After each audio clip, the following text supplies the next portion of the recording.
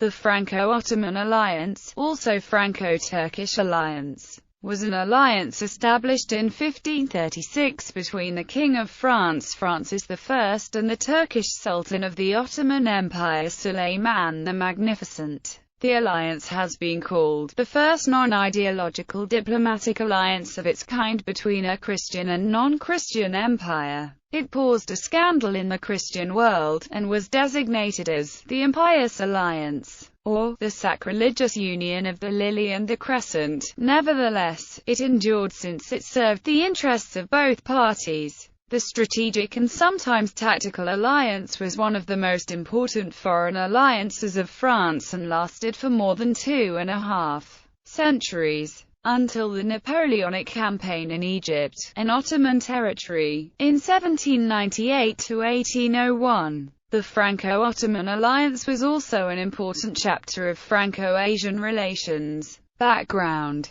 following the Turkish conquest of Constantinople in 1453 by Mehmet II and the unification of swaths of the Middle East under Selim I, Suleiman, the son of Selim, managed to expand Ottoman rule to Serbia in 1522. The Habsburg Empire thus entered in direct conflict with the Ottomans. Some early contacts seem to have taken place between the Ottomans and the French.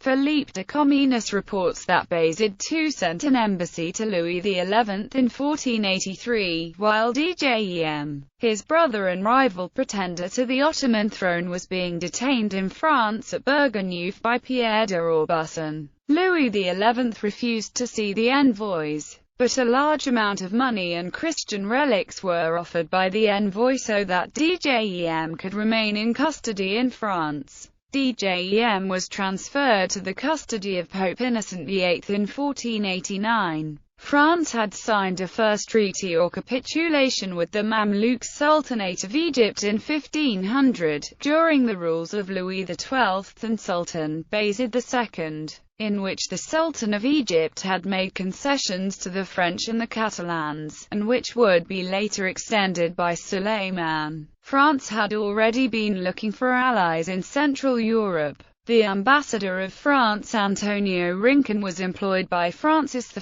on several missions to Poland and Hungary between 1522 and 1525. At that time, following the 1522 Battle of Bykok, Francis I was attempting to ally with King Sigismund I the Old of Poland. Finally, in 1524, a Franco-Polish alliance was signed between Francis I and the King of Poland Sigismund I.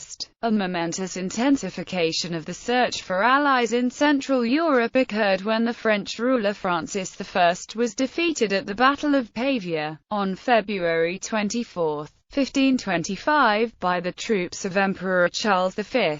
After several months in prison, Francis I was forced to sign the humiliating Treaty of Madrid, through which he had to relinquish the Duchy of Burgundy and the Charolais to the Empire, renounce his Italian ambitions, and return his belongings and honours to the traitor Constable de Bourbon. This situation forced Francis I to find an ally against the powerful Habsburg Emperor, in the person of Suleiman the Magnificent.